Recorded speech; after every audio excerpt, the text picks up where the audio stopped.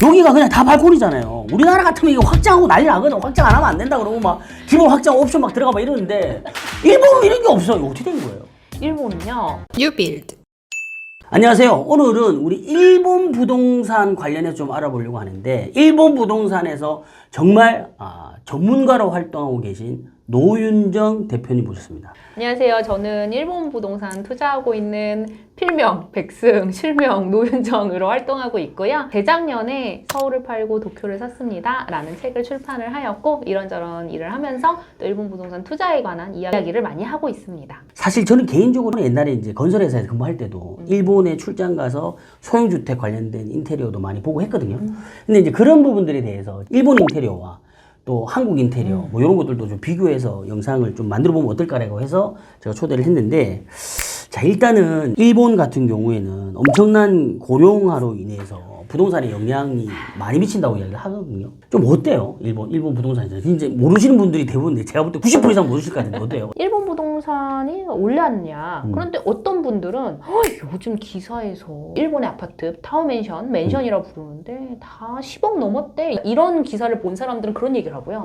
오히려 반대로 야, 아니야. 신주쿠에서 30분만 가면 있는 집이 빈집이야. 이렇게 말하면 조금 슬프지만 양극화가 훨씬 더 심하게 진행되고 있는 것 같습니다. 둘 다 사실이거든요. 그래서 말씀하신 고령화, 제일 무서운 거, 그리고 실제로 빈집 문제, 이런 것들이 정말 심각하고, 실제로 2018년에는 일본 전체 집 중에서 24%가 빈집 비율이라고 나왔거든요. 24%요? 예. 근데 이것이 2038년이 되면은 30%가 된다는 통계가 있거든요. 30%요? 와, 엄청나다. 이거 그러면은 거의 뭐 다 유령 도시 뭐 이런 거잖아요. 무섭죠. 우리나라는 예를 들어 정비사업 같은 걸 하잖아요. 그런 데는 그런 거 안 하나요? 수지 타산이 안 맞아서 그런가요? 그렇죠. 우리도 왜 재개발 재건축 볼 때 무조건 사업성 보잖아요. 그렇죠. 사업성 봐야죠. 근데 네. 이들은 그게 더 심해졌죠. 왜냐면은 이게 빈집이 이미 많이 늘어나 있고 인구 감소는 진행 중이고, 그리고 집을 더 지으려면 사업성이 확실한 곳만 들어가죠. 예를 들어서 도쿄, 도쿄 5구, 3구, 뭐 이렇게 말하면 좀 어려우니까 우리가 잘 알고 있는 신주쿠, 신주쿠. 시부야, 미나토, 추오구, 이런 중심부는 진짜 엄청 재개발 많이 하거든요. 다 때려부시고 다시 올려요. 근데 그건 사람들이 많이 몰리는 곳만 그런 거예요. 지금 일본 같은 경우 우리나라가 가장 큰 것 중에 하나가 전세 제도가 없는 걸로 알고 있거든요. 전세가 아예 없고 그냥 전부 다 월세라고 보시면 됩니다. 아니 그러면 실질적으로 일본 월세 같은 경우는 가격이 어느 정도예요? 그러니까 이게 너무 범위가 커지면 힘드니까 도쿄 5구랑 강남 3구로 좁혀볼게요. 이게 대충 비슷하거든요. 그러면 도쿄 5구의 신축, 뭐 우리나라로 치면 오피스텔 되겠죠? 그들의 이제 원룸 맨션 하면 한 15만 원에서 20만 원 정도. 15만 원에서 20만 원 정도면 뭐 대략 한 뭐 180만 원? 네. 그 정도인가요? 한 140에서 180만 원 정도가 좀 좋은 동네, 좀 신축. 그리고 좋은 동네지만 좀 구치금, 여기서는 좀 감가가 있어요. 이제 원룸 맨션이다 보니까. 그런 데는 한 10만 원 전후로 좀 왔다 갔다 하는 경향이 있고요. 주택은 20평대 후반인데 방 2개. 20에서 30만 원을 왔다 갔다 합니다. 아, 20에 30만 원. 우리나라보다 비싼 거네요. 저는 비싼 것 같습니다. 오. 일본은 이제 거기서 끝이 아니라 일본은 또 주차비도 공짜가 아니거든요. 주차가 공짜가 아니에요? 주차를 내 집인데도 공짜가 아니야. 얼마일 것 같으세요? 한 뭐 2, 3만 원? 2, 3만 원이요? 네. 2, 3만 엔. 2, 3만 엔? 그거 한다고 그러면 15만, 20만 내야 되는 거네요? 일본 부동산에 관련된 전반적인 내용은 뭐 요 정도로 정리하고, 제가 개인적으로 궁금한 게 일본 부동산에 대한 인테리어가 되게 좀 궁금했단 말이에요. 그래서 사전에 이제 조금 일본에서 그러면 고급 아파트 평면이나 내부를 좀 보고 싶다라고 했더니 우리 대표님께서 주신 자료가 있어요. 이 평면을 주셨단 말이에요. 와, 나는 근데 깜짝 놀란 게, 이게 지금 보면 딱 형태가 타워형일 것 같은 평면이고, 이게 지금 일본 같은 경우는 한 동씩 이렇게 서 있죠. 네, 그렇죠. 그렇죠. 현관에 들어와서 지금 보면 여기 거실, 침실 2개, 요게 다란 말이에요. 근데 이게 엄청 고급스러운 맨션이라고 하던데. 예, 좋은 곳입니다. 좋은데요, 여기 되게 좋은데. 코아를 기준으로 해서 요렇게 3면이 이렇게 약간 펼쳐져 있는 형태인데, 요게 지금 도쿄에 있는 건물인가요? 네, 도쿄에 있습니다. 우리나라 평면을 보면 제가 볼 때 20평 초반 아니면 10평 후반대인 것 같은데, 근데 그런 걸 다 떠나가지고 평면이 만약에 이렇게 만들었잖아. 그러면 난리나. 야, 근데 이게 지금 얼마예요? 매매가로 한 2억 엔 정도라고 보시면 됩니다. 요즘 시세가. 2억엔. 그러면은 후반대? 18억 정도? 이게요? 근데 이게 아까 말씀드린 네. 그 우리가 막 도쿄 5구 막 이런 얘기 했잖아요. 도쿄 5구도 아니에요. 도쿄 5도 아니고. 도쿄 5구에 바로 붙어 있는 그곳인데. 아. 예. 그럼 우리나라로 보면 강남 3구가 서초, 강남, 송파잖아요. 그럼 뭐 강동 이쯤인가요? 아니면은 뭐 조금 이게 사실 구를 바로 명칭을 이거 하긴 좀 하면 애매하지만, 그렇지만 굳이 제가 따지자면 네. 마포구 정도 되지 마포. 않을까 싶습니다. 자, 그런데 이건 좀 좋은 맨션이라고 그랬잖아요. 네. 일반적인 맨션 형태의 평면도도 제가 하나 받았는데 지금 요렇게 돼 있단 말이에요. 현관에 들어오면서 요렇게 욕실이 있고 거실, 주방, 그리고 침실 2개 요렇게 돼 있는 형태인데 아까 우리가 봤던 평면은 좀 되게 낯선 평면이잖아요. 막 이렇게 막 이렇게 비정형으로 돼 있는데 요건 되게 심플하단 말이에요.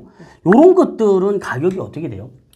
요거 사실 정확히는 뭐 좀 어려운데 한 매매가 그래도 한 1억 5천에서 1억 8천 딱 딴다고 보면 되고요. 하나로 치면 14억에서 한 17억 정도. 근데 이건 되게 아까 거기보다는 좀 약간 옛날 것 같은데 약간 도쿄 쪽으로 더 정심가 쪽인가요? 얘는? 정확하세요. 예, 이건 도쿄 5구 내 하나입니다. 5구네. 근데 일본에서는 조금 더 주의해서 가격을 바라봐야 될 점이 이제 우리나라는 그래도 이렇게 단지가 있고 대충 그 안에서 시세가 좀 있잖아요. 그렇죠. 근데 일본은 이 대단지라는 개념이 없기 때문에 한 동 좀 유일성이 강하고 근데 그 속에서도 3층이냐 13층이냐. 그러니까 우리나라도 층별로 RR은 뭐 더 비싸고 그쵸. 이런 게 있지만 이들은 더 그게 심해요. 그래서 이제 첫 번째 봤던 그 요상한 평면도는 사실 그렇게 뺀 게 그 앞이 완전 바다입니다. 뷰가 엄청 멋져요. 조망이 좋네요. 조망이. 그러니까 가격도 비싸고 월세도 좋고 평면도가 말씀하신 듯이 좀 그지 같아도 요런 프리미엄이 또 있고 약간 이런 식으로 일본은 좀 개별성이 강하다고 보시면 돼요. 제가 단독주택 평면도 지금 하나 받았는데 야, 이게 이제 그 우리가 옛날에 많이 봤던 그 짱구집과 유사한 약간 그런 거 아닌가요? 그죠? 지금 이게 이제 주차하고 요렇게 현관을 들어오면 방이 하나 있고 그 다음에 여기 화장실 뭐 이게 약간 손 씻는데 또 계단 올라가면 얘가 거실 여기가 주방 또 올라가면 여기가 또 하나 방 여기가 다다미 형태 요렇게 되는 거네요. 화장실도 여기 하나 있고 이게 지금 몇 평 정도 되는 거예요? 요게 그때 연면적이 이제 90이라고 돼 있으니까 한 30평 좀 안 되는 거 같네요. 그럼 층당 한 10평 정도? 그렇죠. 도쿄에도 이런 주택들이 있을 거 아니에요? 그러면 요런 주택들은 대략 가격대가 어느 정도예요?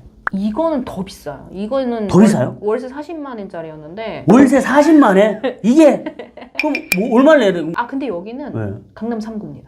강남 그러니까 3구 도쿄 5구. 도쿄 5구. 자, 그런데 제가 정말 그 일본 인테리어에 대해서 이렇게 찾아보니까 우리나라하고 정말 다른 개념의 어떤 그런 부분들이 많더라고요. 그 중에 하나가 일본은 확장 개념이 없더라고요. 확장을 못하는 건지 안 하는 건지 모르겠는데 대부분 다 확장이 안 되죠. 우리가 아까 여기가 그냥 다 발코니잖아요. 우리나라 같으면 이거 확장하고 난리 나거든. 확장 안 하면 안 된다 그러고 막 기본 확장 옵션 막 들어가 막 이러는데 일본은 이런 게 없어요. 어떻게 된 거예요?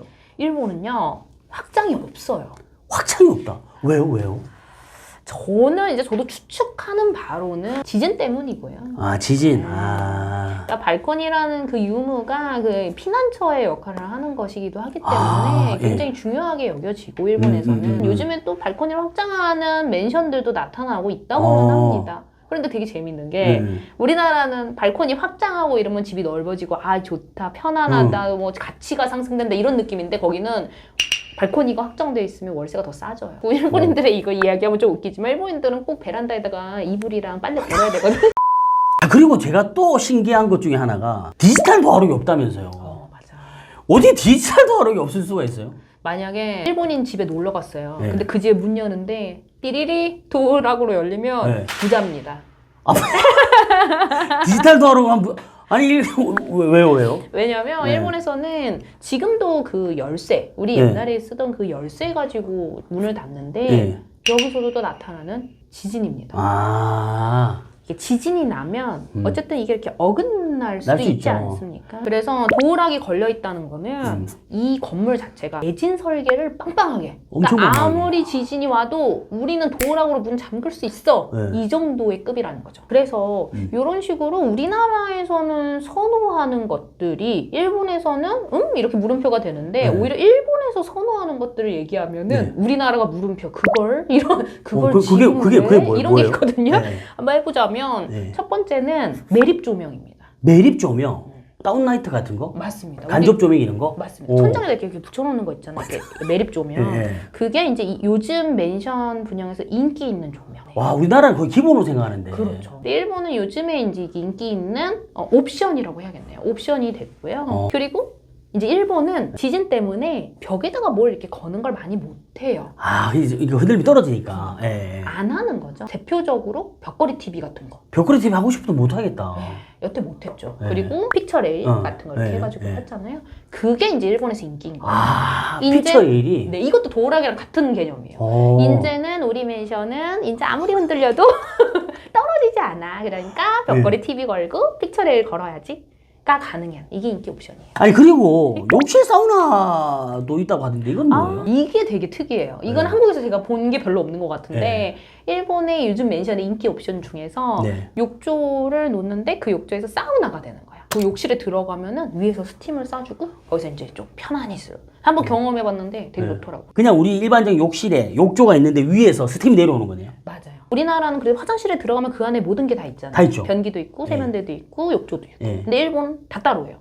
아, 다 따로. 네, 맞아. 그리고 또 하나가 우리나라 같은 경우는 아예 그걸로 해놨는데도 바꾸는 경우가 많은데 그게 UBR인데 아. 옛날 구축 아파트 보면 UBR로 돼 있는 거 일부러 다 철거하고 방수 싹 새로 하고 다시 맞아. 타일 붙이고 하거든요. 근데 일본 같은 경우는 고급 맨션도 아직도 UBR로 하나요? 네, 그런 걸로 알고 있어요. 와, 뉴빌드.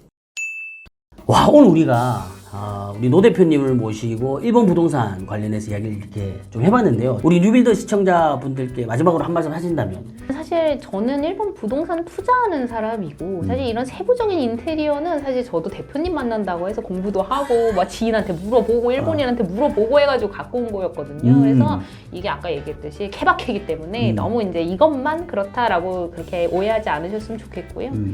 이제 아무래도 사실 제일 먼저 대표님하고 얘기했던 주제는 한국이 일본 부동산을 따라갈까?